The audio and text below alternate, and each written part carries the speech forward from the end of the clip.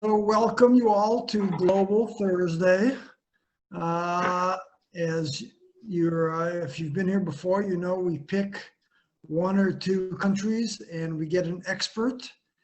And today we're doing something a little different. Before we get into that, I think Angela's probably going to mute everyone.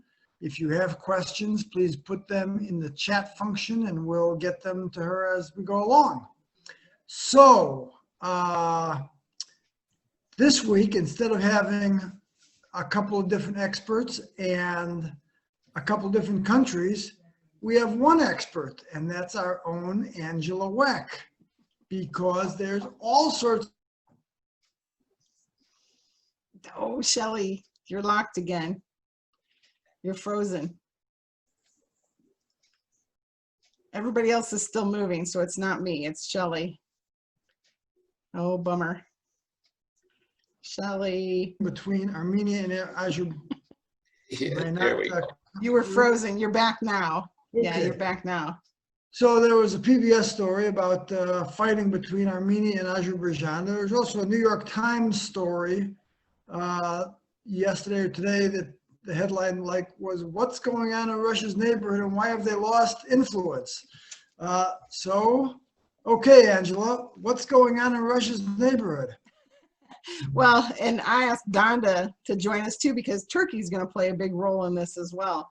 But Putin is having challenges. He's not losing control because technically he never had control. Once the Soviet Union broke up, they're all independent countries. But the reality is there are a lot of pressures in the region and in the world in general. And he is not focusing as much attention on this part of the world that he used to. So for Russia, remember the former Soviet Union, the FSU, is what Russia considers its near abroad. And so its own backyard, in other words. And Putin and even Yeltsin asserted that Russia had a right to have the heavy influence in its own neighborhood, in its former space. And so for the most part, I think those former republics were either engaged in their own maturation, trying to figure out how to be their own country, or they were busy trying to get their economic affairs in order, or they were dealing with other neighbors. And so, they were mostly go along with whatever Russia wanted. That's not the case anymore. So, and so that's kind of a global view, but I really want to focus on two more specific places in the world. One is on the west, I guess, where it's Armenia and Azerbaijan, and on the east, where there's Kyrgyzstan and something else. They're not actually very far apart. They're both in the south. So Armenia and Azerbaijan are part of the three countries that are considered the Caucasus: Georgia, Armenia, and Azerbaijan, and that goes west to east. Georgia and Armenia are largely Christian countries. Azerbaijan is a Muslim country, and that does make a difference. But there's a heavy population of Muslims in Georgia and Armenia as well, but they lean heavily toward Christian. So there is, in fact, I'm gonna take the liberty of sharing a map that I looked up today, just because I want you guys to see how actually I'll do this one because this is the official map, or this is the Armenian map of the region. And so again, the Caucasus Mountains cut through about right through here. And so these three countries, Georgia, Armenia, and Azerbaijan, independent countries today, but they were part of the Soviet state from the 1920s until its collapse in about 1991. But if you look at Armenia on this map, there's this little enclave, Nakhchivan, which is Armenia or Azeri. So this is part of Azerbaijan. And then there's this chunk in the middle This is Nagorno-Karabakh. Sorry, I can't speak tonight. But on this map, it is in the Armenian name, Artsakh. But if you look at, did this one keep going? Are you guys still sharing? So on this map, which is basically the recognized map of the world, you know, the world recognizes this one, it's called Nagorno-Karabakh. And so what it is, however, is this is officially part of Azerbaijan, but it is, you know, 70 or 80% Armenian. And after, well, even before the Soviet Union broke up in the 1980s, Armenia and Azerbaijan, as part of the Soviet Union, fought over this region. And there was some discussion at the time that maybe they should just, because remember, this is the Soviet Union and these things happened in the Soviet Union, they would just pack up everybody in Nagorno-Karabakh and send them over to Nakhchivan, and then everybody in Nakhchivan would move to Nagorno-Karabakh. So that sounds crazy, right? But the reality is, remember Stalin, you know, lock, stock, and barrel, packed up whole populations from this part of the world and sent them to Siberia. So sending people, you know, a few hundred miles is nothing. But of course, the people, the Armenians living in this Azerbaijani territory and the Azeris living in what, realistically speaking, should be Armenian territory, were not in favor. During the Soviet period, this arrangement appealed to the Soviet leadership. So just a quick question, if you want to type it in the chat, you can. Why do you think the Soviets would be interested in keeping this tension alive during the Soviet period, keeping the Azeris off balance within Armenia and keeping the Armenians off balance within Azerbaijan? What do you think? If they're fighting each other, they're not fighting the Russians. That's a really good point. And the Soviets could claim, you guys can't do it on your own. The only way you're going to have peace is if we are maintaining the peace for you. But here's my question, Angela. The part in green, which I won't try to pronounce, and which they're fighting over, is there any value to that land, or is it just national pride? It's overwhelmingly national pride. This has been populated by Armenians for centuries. And so they're not willing just to give it up. On the other hand, this has been populated, the Nakhchivan has been populated by Azeris for centuries, and they're never going to give that up either. And so I don't know that there's anything like gold or uranium or, you know, I mean, there's coal and steel and stuff like that, but nothing dramatic, like no big reserves of anything that would make it that valuable. Angela, where's the oil in the Caucasus? The Caucasus in particular, Azerbaijan has the bulk of the oil reserves, and the oil reserves are in the Caspian Sea. And so Baku, and that's part of the problem though, because Azerbaijan has a ton of gas and oil, but think about the price of gas and oil today. It's in the tank. And so the economy of Azerbaijan is struggling.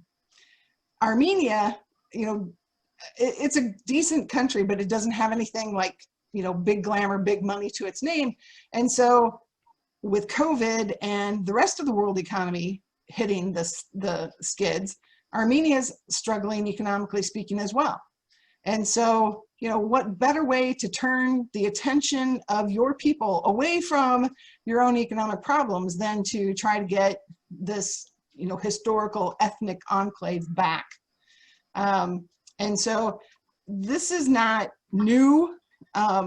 Again, pre-Soviet Union in the empire days, the imperial days, the Tsar used a lot of military force to keep these territories in the empire and keep them from fighting each other. In the 1920s, Lenin and then Stalin worked their magic and pulled them into the Soviet Union and drew the lines, drew the borders of these territories, but essentially drew them in a way that kept them under the Soviet Union because only the Soviets could keep them at peace. There was a major flare-up in the 1980s.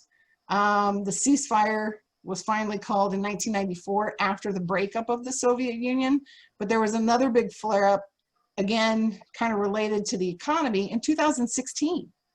And so, you know, this is not a new situation. What makes this situation different is the level of destruction and the weaponry that's used. There are two significant regional powers that border these places, Right. Turkey and Iran.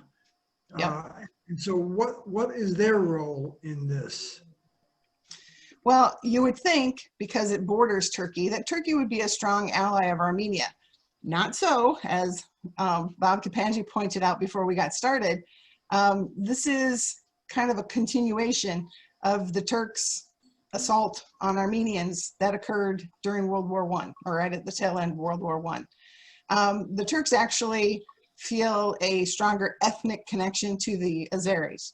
And so they consider the Azeris a Turkic people, and they support Azerbaijan. And they support Azerbaijan officially with advice and weapons sales.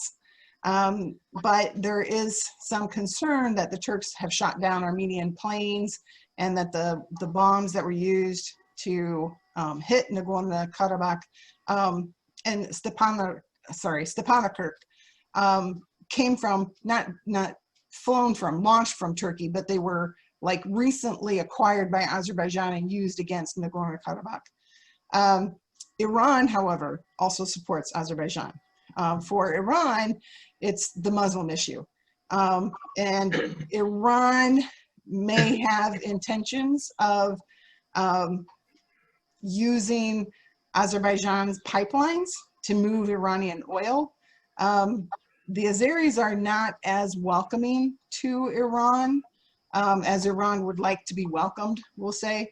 But Iran cannot be discounted. They have to be considered in this situation as well.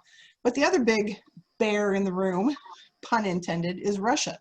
And Russia has actually, Russia has a military base in Armenia and has long supported Armenia, first against Turkey and then against potentially Iran or Georgia or whatever. But they have a big base in Armenia.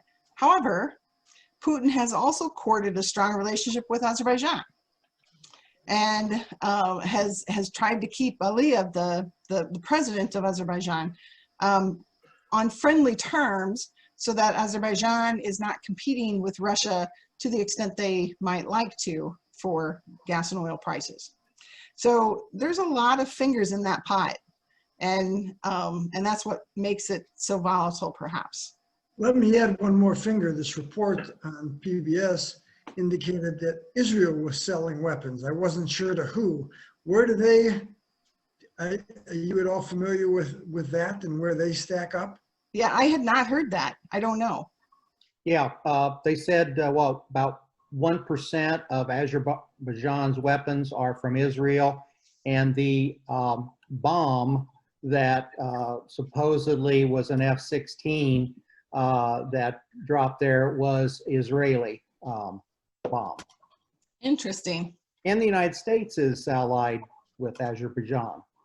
Yeah, and Now, not tightly, but right. Yes, we've done more with them versus Armenia, mainly because, like you said, the Russia. Yeah, because Russia's got a military base in Armenia, and so the United States has more or less acquiesced that they're an ally of Russia. That's fine, but that's also why we have courted a relationship with Azerbaijan, because Russia tagged Armenia. So, Angela, before the Russian Revolution and the creation of the USSR, what was the political status of those lands? Before the creation of the USSR, they were under the imperial Russian realm. So Catherine the Great. So they were never independent countries. No. They were either part of Persia Azerbaijan, for example, and Armenia, to a certain extent, were part of Persia, or they were part of the Ottoman Empire. So, Okay. but they were taken by the Imperial Russian realm for, 120 years before the Soviet Empire came. So before we leave this area of the world, I'm going to ask this question about every area. What's the U.S. interest in this?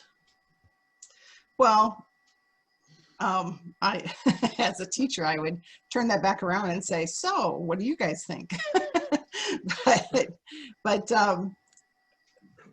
I believe that the United States should pay attention, because I think this could be a spillover problem. And so if Armenia and Azerbaijan really go at it intensely, Armenia, number one, is going to call on the treaty that allows Russia to have that base and say, hey, look, you're supposed to be defending us. And so then Russia will take a heavier hand against Azerbaijan. That, in spite of good relations right now between Turkey and Russia, that will pull Turkey in, because Turkey will want to defend Azerbaijan. And so, and yeah, one of the questions from Wes, are the Azeris Shiite? And yes, that is their dominant Shiite in Azerbaijan.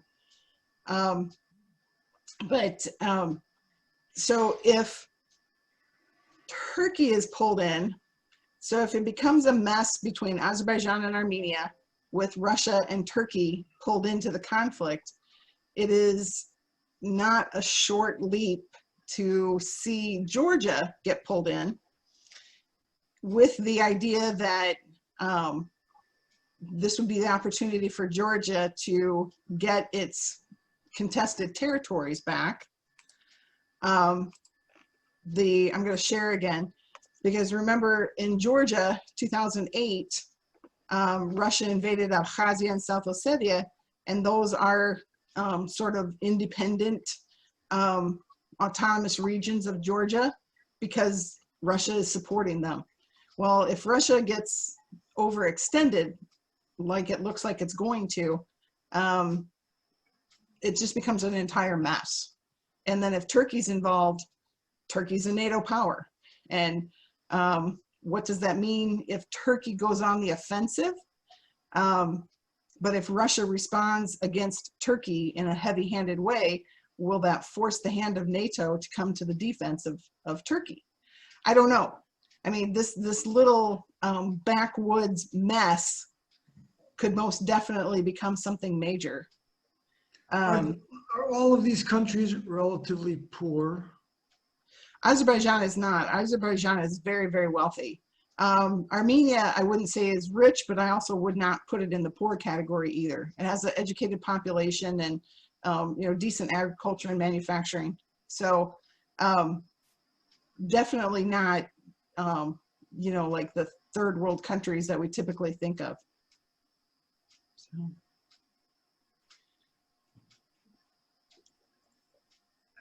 Did somebody else send in a text, a chat? Yeah, Don just did. Okay.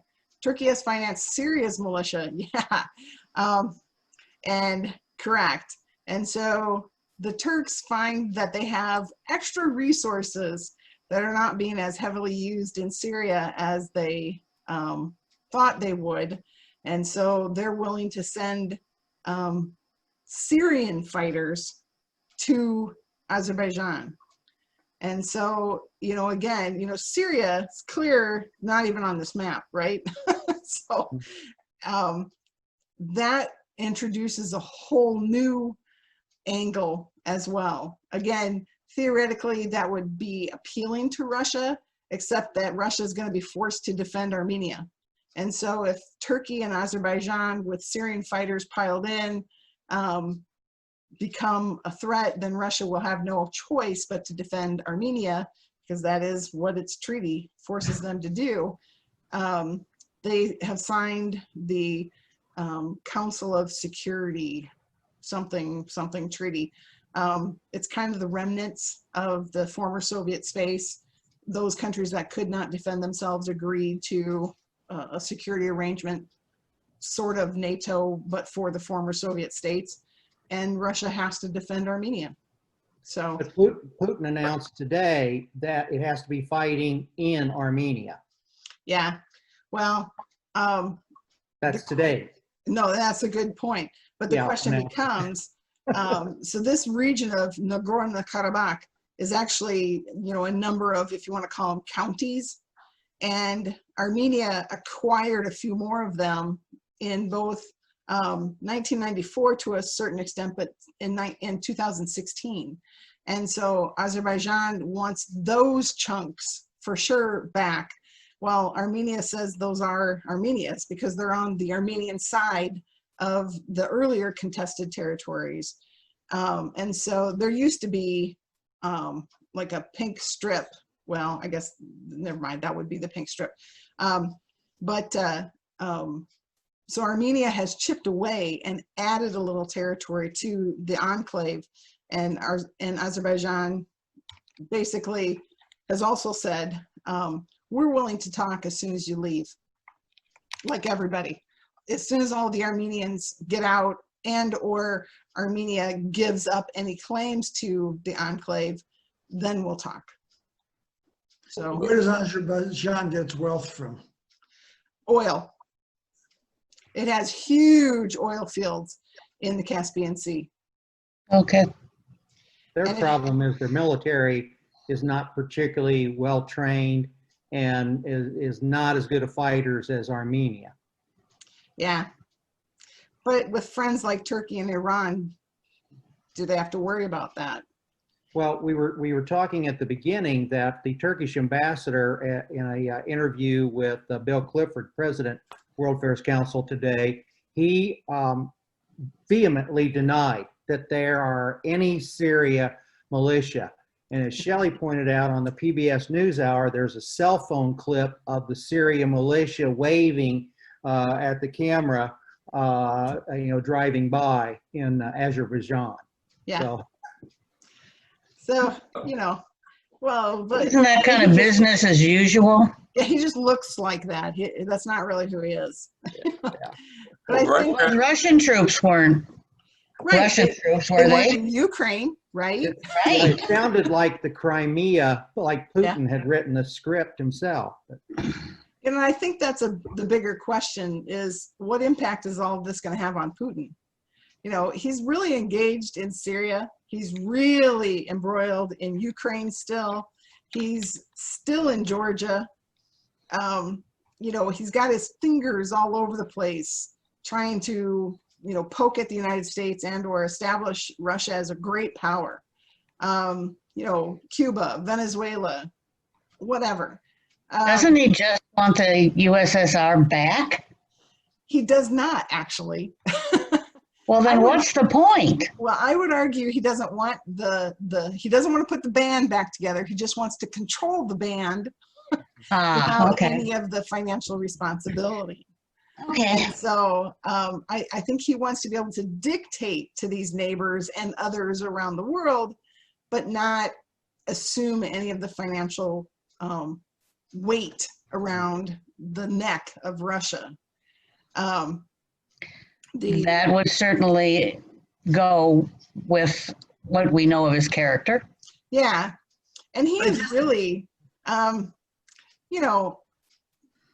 he's probably the most vulnerable right now than he's ever been. Why do you say that? Well, number one, because he's really overextended. And so to pay for all of these foreign policy endeavors, let's call them in a polite way, takes a lot of cash. And he had some pretty heavy reserves, 5 years ago. And so he could get involved in Ukraine. He could get involved in Syria. He could do whatever he wanted to do. But without a high price for gas and oil, his economy is in jeopardy. So, he doesn't have the money to back up his word, right? And so economically speaking, there's enough people who are frustrated with the economy of Russia. Then let's throw in COVID. And COVID has had a profound effect on Russia. This is one area that I can agree with our president on. We don't really have any idea how many people are sick or have died in Russia or China or many other places in the world. The developed world, we do, you know, so we know what's going on in Europe. We know what's going on in Mexico, but we don't know what's going on in Russia or China. But Putin knows. And, you know, he comes out regularly and will, you know, make some statement about, look at how bad the United States is handling this, and we're handling it so much better. But he's been making those less and less, because immediately somebody will say, but my neighbor died, but, you know, my sister died, and point out that we're not handling it very well either. And so on two fronts, he has really, on two really important fronts, on the economy and on the health of his state, he's really got some big challenges.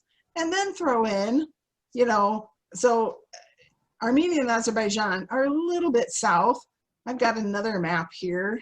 Right, but Angela, it's interesting you said he's certainly overextended internationally, which makes him vulnerable. But I'd ask, vulnerable to what or to whom? Is there in fact enough internal opposition to make it to do something? You know, and that's the key point. And I think as we in the United States approach our election, I think there's not enough of a movement against him in Russia. You know, the protests in the Far East are still going on. You know, we talked about that, you know, a couple months ago with Fergal, who was arrested on, you know, 15-year-old supposed crimes. He's been serving in the State Duma, you know, in other words, Russia's parliament. I mean, he's been in power, and all of a sudden, we're gonna, because he said something or, you know, took an action that Putin didn't like, now he's being charged with murder. And so he's got protests in the Far East, but they're not the kind of protests for dramatic change. So they're protests because they wanted their own guy. Right, exactly. I mean, it's more of a nationalistic movement rather than, you know, a revolutionary movement. Belarus is a neighbor, is a next door, right? So it's not in Russia, but that protest in itself is actually probably one of the neighborhood that threatens Russia the most, because Belarus, for Russians, for people living in Russia, the great Russians, they consider Belarus, the white Russians, to be the most closely linked to them. And not just ethnically, but, you know, they share common values about their government and, you know, what the state looks like and that sort of thing. And so here you've got this massive protest that have been going on and on and on in Belarus. There's some speculation that Putin's not going to tolerate it for much longer, and that it'll be a sort of a soft takeover when he offers significant military support to Lukashenko to keep the peace in Belarus so it doesn't spill across the border into Russia, and then they'll just never leave. So, but again, there's another overextension for Russia. So, and that could blow up in his face. So while Belarus might consider itself like Russia, it obviously doesn't want to be part of Russia anymore. And so with a soft takeover, that might have a harder landing than he's thinking about. But there's nobody internally. And Navalny, Alexei Navalny, you know, the guy recovering from the Novichok poisoning, his movement is not strong enough to threaten Putin. And if it gets any stronger, they'll just use a stronger dose next time. So, so he's not Third time a vulnerable charm. at home. He could be vulnerable in the world, but let's look at the state of the world right now. Well, you know, your explanation of what's going on all around Russia makes me think that if we had a coherent, the US or the West, Yeah. had a coherent foreign policy and strong leadership, wise leadership, that we could be making life difficult for Putin in a number of ways in a number of these different areas. Right. Absolutely. By stirring dissent and, all sorts of things. But know, we're incapable of doing that. You're absolutely right. And it's not just a failure on the part of the United States, but it's, we don't have, NATO isn't as solid as it was, 5, 6, 7 years ago. The EU has its own internal troubles, right? And all of this fluctuations and vacillating on the behalf of the United States in particular, but then, our allies follow our lead, just opens opportunities for Putin. In Belarus, the reason that that Lukashenko is being threatened and all of that protesting is going on because Western powers are trying to overthrow Lukashenko. In Nagorno-Karabakh, if the United States did not stick its nose in there and provide arms to the Armenians, none of this would be happening. In Kyrgyzstan, if the United States or other Western powers had not stirred the pot in Bishkek, none of that would have happened in the last couple of days. Did you know the United States was doing all that? No, I didn't. Because we're not. I mean, we could care less, right? That's pretty clear under this president that we don't give a crap about Belarus. We don't give a crap about Armenia and Azerbaijan. We certainly could never find Kyrgyzstan on the map, so why would we care about them? But because of the state of the world, as Shelley just pointed out, this is a perfect opening. And that message resonates at home. And it resonates here. So, we have all kinds of conspiracy theories blowing up around in the United States. So, and we have access to information. We're supposed to be smarter and more rational and more educated. And people are falling for the dumbest crap here. So, then go to a country where information is filtered and not as accessible. It's easy to see why things are crazy. But that's also Putin's best friend, because if nobody knows for sure what's what, nobody can organize against him. So you mentioned Kyrgyzstan, and we spent a goodly amount of time on Armenia and Azerbaijan. Let's move to the east a little bit and talk about the difficulties that's going on there. Yeah, so Kyrgyzstan is, I'll share again, because again, can we even find it on a map? So I was highly offended when Pompeo said, well, most people couldn't find Ukraine on a map, so why do we care? Like, I disagree. Ukraine's a huge country, between Russia and Poland. I'm pretty sure most people could find it on a map, but Kyrgyzstan is a little more nebulous. Now, Kyrgyzstan is this green one down here. It is fairly poor. It is fairly Muslim. It is also Turkic. So theoretically, Turkey could choose to stick its nose in there, but it would really be hard pressed to find a good reason to. But Kyrgyzstan had an election that the people argued was packed, corrupt. They stuffed the ballot boxes. The incumbent president won by a landslide, in spite of the fact that there's actually 3 pretty big parties in Kyrgyzstan, and the other 2 parties basically got nothing, 5%, 5% or something like that. So they protested, but it's kind of a momentum, they're hearing about Belarus having the protests. They're hearing about the protests in the far east of Russia. So if we don't like the outcome of our elections, we're going to protest. The problem in Kyrgyzstan is they're not quite as far along on the development of democracy or a stable government. And so when they topple the government, it's a much more difficult proposition to correct it.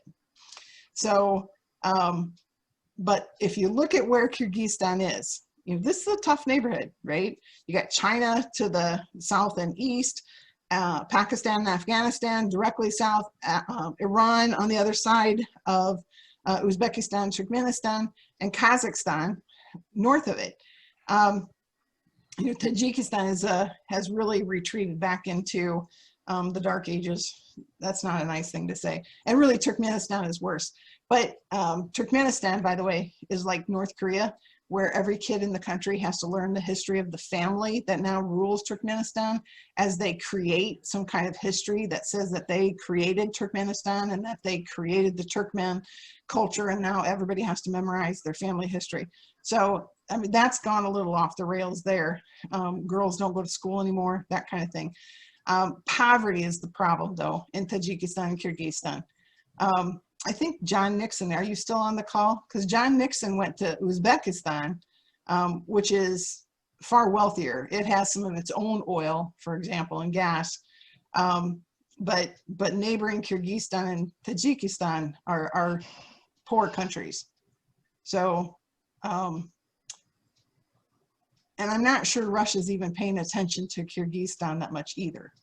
One of the problems in Uzbekistan, and it may be true in the surrounding stands, is that when the Soviet Union was in charge, the pattern of agriculture and chemicals and so on has been an absolute environmental disaster. Oh yeah. Mm. And they have a lake, which is right up here, and that's basically gone dry. Yeah, the Aral Sea is like 10% of what it used to be. This is Lake Balkhash, and it also has shrunk to a fraction of what it used to be because they diverted the rivers to irrigate all these areas. And the climate is such that tea is a really good, Kyrgyz tea is pretty good, but they tried to grow cotton as a cash crop, and it just required a ridiculous amount of irrigation. And so, yeah, it's been, you know, and they still don't have the cotton, right? I mean, so it's been a tough, difficult time for the stands. Uzbekistan, again, has some of its own resources like gas and oil, so it does a little better. Turkmenistan actually has, because it has riverfront, if you will, on the Caspian Sea. It also has oil reserves in the Caspian Sea, but because of its government, nobody wants to do business with Turkmenistan. So, so the stands, if you will, are struggling. Uzbekistan and Kazakhstan has, what's the most famous place in Kazakhstan? We use it. What is it? What do we use in Kazakhstan? The Cosmodrome? Yes, yeah. Baikonur is where all of the rockets are launched that go up to the space station. So, so Kazakhstan's got, it also has gas and oil, by the way, but it does have that huge Cosmodrome, the Baikonur location where everybody goes up into space from there. So, and Kazakhstan's really good friends with Russia. So they have a lot of trade and a lot of, you know, probably 40% of the population of Kazakhstan is ethnically Russian. And that's unique in the former Soviet space because a lot of the Russians moved back to Russia because, you know, you'd rather live in Russia than in a less developed country. But Kazakhstan's not one of those. They stayed. So, but next door, Kyrgyzstan, Tajikistan, Uzbekistan, Turkmenistan, not as wealthy, we'll say. So I got a couple of things that I might just add that's a little bit off on a little bit of a tangent, but I think would be useful in giving an idea of the environment that we experience in Uzbekistan. That of all the countries, and we've done quite a bit of traveling, of all the countries where we had the greatest sense of heartfelt welcome by the population was Uzbekistan. Helen and I were absolutely flabbergasted by how friendly the people were. These aren't just people associated with the tourist business. These are people everywhere. Yeah. And just as an example, I had one experience where we got off a tourist bus, the small bus. We had a group of about 8 tourists. And myself and another fellow were walking in the street, and across the street there were a group of men sitting around a table having tea, and they got up and they yelled and they motioned that we came over, and we couldn't speak Uzbek, they couldn't speak English, but we sat down and they just offered us all sorts of things. And it was, now there was segregation between the men and the women, but it was just incredibly friendly. And this was true all through Tashkent and through all the cities. Secondly, our sense of personal safety was greater there than in almost any other country. When we were in Tashkent, we had a hotel that was down near the center of town. So we were downtown. And if we wanted to go out, we inquired whether it was safe to go out of the hotel and walk around. And they said, yes, it's safe anytime. 11, midnight, 1 a.m., the two of us could go walking around the city and we should feel completely safe, and we did. Cool. Yeah, Uzbekistan's on my short list of places to go. Go ahead, Barb. What's your question? You have to unmute, though. You got to unmute, Barb. Yeah. There you go. Why do you think that is? The friendliness? Yeah, the friendliness. How do you explain that? Did anyone talk about that? And Nobody explained it. safety too. I think a couple of things. I think it's an inherent cultural thing. This is just my personal impression. It was very much of a Muslim country, and I think that communal element that's present in a lot of Islamic societies, not the way things are portrayed here, but stable Islamic societies, I think that's true in a number of Islamic societies, because we've experienced that in other Islamic countries. But I suspect it goes back to the nature of the culture. And I'll second that. Remember when we had Saeed talk about Islam, and he said, if I'm making dinner, I make extra because I gotta, I go and talk to my neighbor and whatever. So it is part of the Muslim culture. But think about where Uzbekistan is and consider the trade route. And so along that Silk Road from east to west, it would have been advantageous as a culture for you to welcome those caravans. And and Uzbekistan has enough of its own wealth. I wouldn't call it a rich country, but it has gas and oil. So it's developed, and it's not hungry, let's say. And so it can allow its culture to be rich and welcoming like it would be, because it's not at somebody else's mercy. Kyrgyzstan and Tajikistan aren't quite in the same economic level of development. I would say Kyrgyzstan's far better than Tajikistan. And that's in part because of the spillover from Afghanistan into Tajikistan, by the way. Tajikistan probably would be doing better if not for those people who had fled Afghanistan into Tajikistan. But there's just not a great deal of resources. In Turkmenistan, for example, and I'm not looking at the figures online, so I can't tell you exactly, but the literacy rate has like halved from the Soviet days in Turkmenistan, because girls don't go to school after like the age of 8. But in Kyrgyzstan and Tajikistan, girls still go to school at least until maybe 14. So, but their literacy rates have dropped into maybe the 70s. But that's better than half. But in the Soviet days, everybody went to school.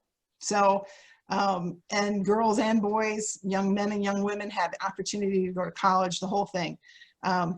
When the state has to pay for it itself and doesn't have the money, that's what suffers first. So So I- Angela, Yeah. Angela, I don't want to cut this discussion off, but it's after 1:45, and so we have time for, I think, one more subject that I'm particularly interested in is why does Putin want to mess with our elections? And what's in it for him? You know, it's harder for him to do it this time because we're expecting it. In 2016, they estimate that that company, the IRA, the International Research Agency, that was primarily responsible for setting up fake social media accounts and fake news and all that kind of thing, cost about $1.25 million a month to run. Today, trying to get around because we have increased our cybersecurity protection. It's more like $2.5 million a month. So it's a very expensive prospect. And so, yeah, the question, why? Well, the answer is he doesn't care so much about who wins the election as much as he proves that our democracy and what we tout as the right kind of government is shaken. And I think he's succeeded in that. I mean, he has helped generate a system where today, just before I came on, I was watching the news, and they just arrested all these guys in Michigan who were going to kidnap the governor, hold a mock trial, and kill her. These are our own people doing this. And so I think what Putin wants is to show that the US version of democracy, this holy grail that everybody seems to think they want around the world, ain't all that. And so look at us. You know, we're strong, we're involved, we're a great power. You can follow our path. I think that's what he wants. I think the holy grail of that came about because the holy grail of democracy in the Second World War, United States and Great Britain did not come to the aid of the Soviet Union in the war, and they suffered enormous casualties. 6 million Soviet soldiers were killed. Another 10 million civilians were killed. And when the West finally got into the war, it was only like 600,000 casualties. Yeah. Yeah. No. So I can understand that. Yeah. There's a lot of precedent, a lot of history to go into their thinking. Angela, is the end game, I mean, I understand that to weaken us, just to weaken us, but there must be some geopolitical rationale for that as well.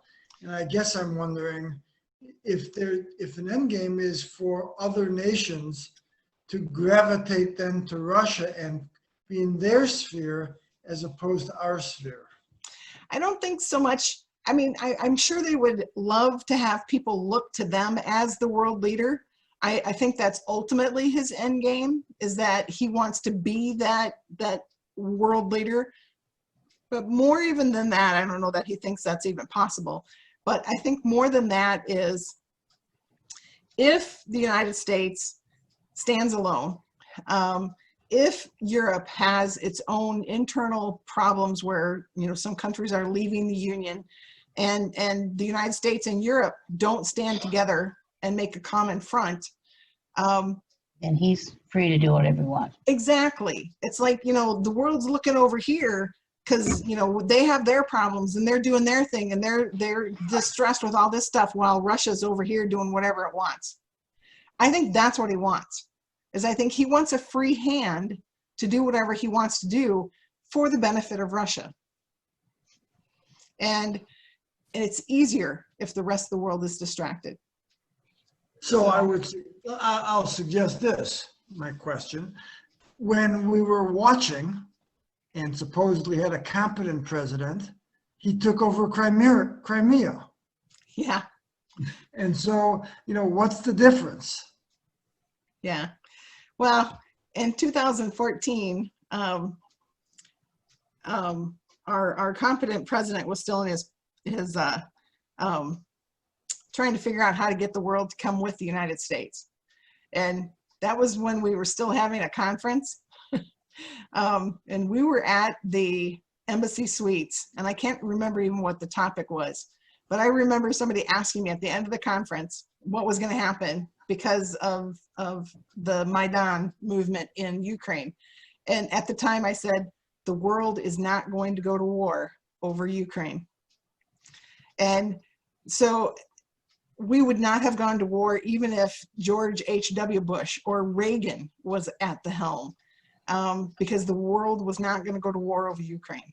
But it certainly makes it better optics for Putin that the world couldn't even come together to push back against Putin.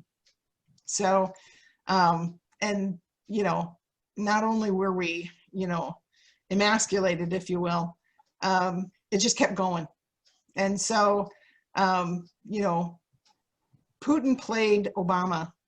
Let's just be honest.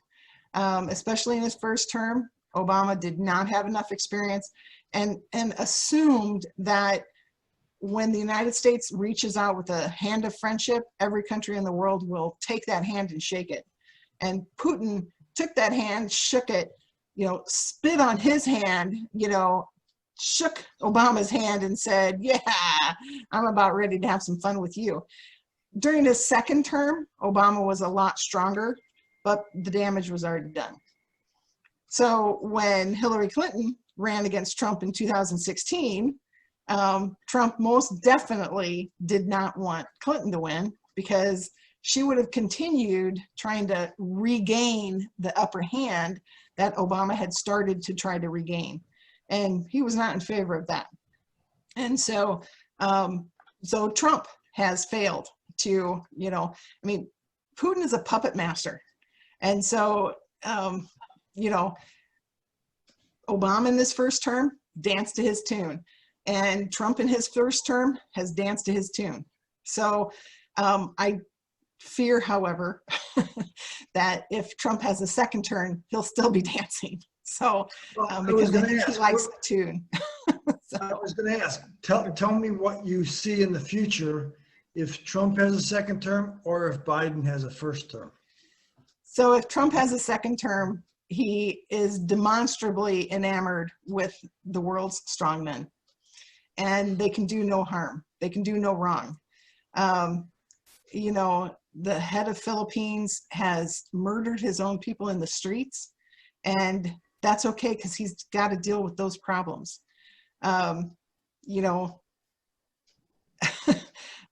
he apologizes to Putin for accusing him of things, and he believes that, you know, what Putin says, that he denies it. We like Erdogan, even though Erdogan is taking Turkey in a decidedly more aggressive direction. So if you're comfortable with that for the United States, I think that's where we're headed again. So I don't know about Biden. He can talk a big talk. He is old. No offense intended to anybody there. but you know, when you talk about being a Biden being old school, it has a lot of extra meaning. So, I mean, he's not that much older than Trump, but and he talks a much harder talk on the world's tough World stage. So, I'm sorry, Connie? Just he has a harder look on the world stage, it seems. Yeah. But wait till he's in. We don't know. Yeah, no, I don't. And, you know, and he's got more experience being that, the American badass, if you will. So, so we'll see. But Don's comments are pretty good. I hope you guys are reading the chats. Yeah, he can't keep his mouth shut, but it's all good information. Can't keep his fingers shut. Well, I think that Biden is much more given to world alliances. That's much more important to him. You know, that he wants to work with other countries, and I think he would be working to restore relationships with other countries. You know, I am a globalist, and so I mean, you could probably guess it. My field of study is international studies. So, you know, I'm not a realist. I'm not all about, you know, my nation first. I believe that cooperating with other countries is good for my nation and good for them, and that we can all benefit from that. So I am an internationalist. And so I lean toward that view of the world, that we do better when we do it together. And I think Biden would take us in that direction. And, you know, Edie's right, Kamala Harris is very young. So I would anticipate that if Biden wins, he will be a one-term president, and then Kamala Harris would run for president next. So, and I think that would be, terrific. I will tell you that I think Putin is a misogynist and racist jerk. Let me tell you how I really feel. But if you Well, have ask Hillary Clinton about whether he's a misogynist or oh not. yeah. Well, even if you have ever Yes, seen him deal Personal. with Angela Merkel, you know, Oh, in one of the early days, and you can find this picture on the internet, but Angela Merkel is terrified of dogs. And so when she met with him, he let his huge dogs come in and get right in her crotch and sniff her up. And she's sitting there in the chair trying to be the head of state for Germany without freaking out and screaming. And he's just laughing and smiling. And I think, God, you're a pig. And Angela Merkel is like, you know, the most even-keeled leader in the world, as far as I can tell. I don't know. But, you know, I just like, you're petty. You're a baby. You know, if you have to be that mean to somebody. He did not like Barack Obama because Barack Obama is black. And so there are, you know, a number of his own tapes in Russian where he's calling him the bad N-word in Russian that we would call somebody to be really mean in the United States. And so, you know, he's not a nice person.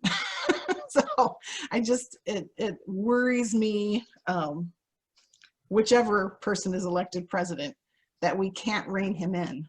And, you know, and now that he's changed the Russian constitution, he'll be president for a long, long time. right. You know? Yeah. So, or at least until he dies, whichever. But as Don pointed out, next Thursday, apparently there won't be a debate, but we moved up the time of our program on Thursday with Nina Jenkovich to 6 p.m. because we wanted to be done with that so that we could listen to the debates. We're not going to switch it back now. So we're still going to have it at 6 p.m. next Thursday, but be sure you register for that. So again, if you're a member of the organization, you've got the link directly, so you can just register. If you're not a member, you'll go through the website, but think about becoming a member. I'm just quickly looking through here, and I think everybody actually on this call is a member. So, so don't forget to register. You won't want to miss that one. So, If I could change the topic somewhat for just a moment. yeah. It concerns Sunni and Shia. Are intermarriages condoned in the countries involved? The reason I asked that was I read something that the Shah of Iran, his first marriage in 1939, was to the daughter of King Farouk. And of course, the daughter was a Sunni and the Shah was a Shia. And I was wondering how that worked out. And someone remarked that, well, it lasted for 6 years, but they didn't give any reason, you know, was it approved or not approved, or, you know, this is kind of just got me curious. Sunni and Shia marriages. So Dr. Kapanji asked that one. Shelley, do you have an answer? I have no clue. Oh, I can pause it quick. Sunni and Shia are kind of like maybe like Catholics and Baptists. You know, so, you know, two branches of the same faith. So there's nothing illegal about intermarriage. I would suspect that the Shah of Iran married the daughter of the king for political reasons more than religious reasons. But I don't think that they mix as much, but I don't think there's anything technically wrong with it because they're all part of the larger Muslim family. I think that there's one point in reference to this. Looking at Iraq, from what I have read about Iraq prior to the US invasion and the disruption of Iraqi society as a consequence of our invasion, there were a number of neighborhoods where Sunni and Shia were living together, and there was intermarriage at that time. Harmoniously. Yeah.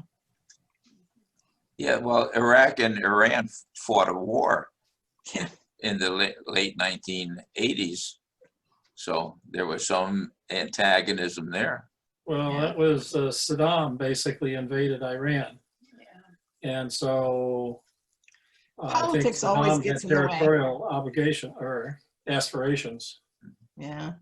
I don't think that was religious motivated so much as it was territorial aspirations on Saddam's part. Yeah. So, Interesting. all right. Okay, thank you all for tuning in. Yeah. We Thanks, will guys. see We'll see you in a couple weeks. Couple We'll weeks. find some other topics to talk about in a couple weeks. I don't think it'll be a problem. I can't think of a better expert we had than who we had this week, so we'll can always call her back. Well, I'm among friends, so remember that the World Affairs Council is non-partisan. So when I just told you who I don't like, remember that's my own personal view. It's not the view of the World Affairs Council. I And will a give, quick question. You said see us in a couple weeks. I thought you said we were doing next Thursday at 6. No, Global Peoria is in 2 weeks. Global Peoria is on the 2nd and 4th Thursday. Okay. But well, tomorrow, of course, is Taiwan. So tomorrow at 11, register for that one as well. Dave Thompson, we'll talk about Taiwan and just kind of a casual conversation. And then next Thursday is Nina Jankovic's, How to Lose the Information War. Yeah. and I'll This- make one. This I'll make- session is 2 weeks. I'll make one I more. have one other question.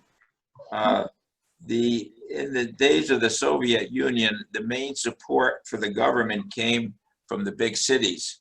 And in the starvation years, grain was preferentially sent to the big cities, to St. Petersburg and Moscow, to the detriment of the peasants, and that created some problems. I'm wondering, is that still the prevailing ethos in Putin's Russia?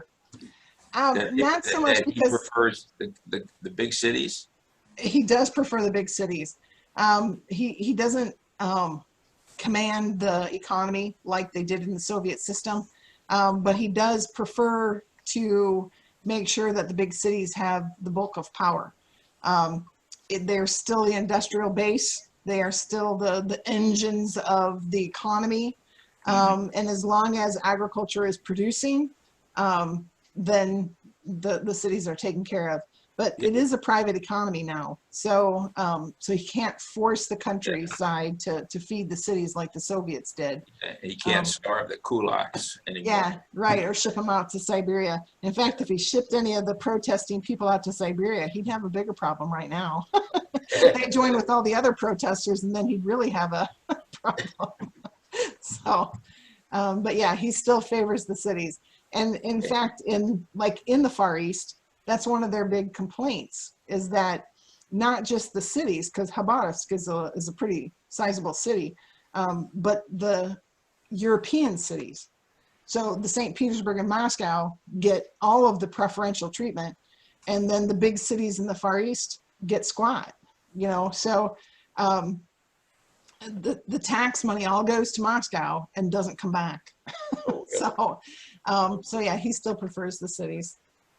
So It kind of reminds me a little bit about another reaction in Uzbekistan that's pertinent to this.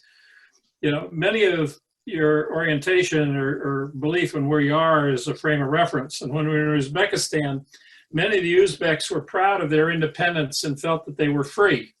Yet they had a very autocratic government. And then this sort of seemed a little odd that they felt so free and felt so happy about independence. But it soon became clear that their frame of reference was their experience under Stalinist Russia.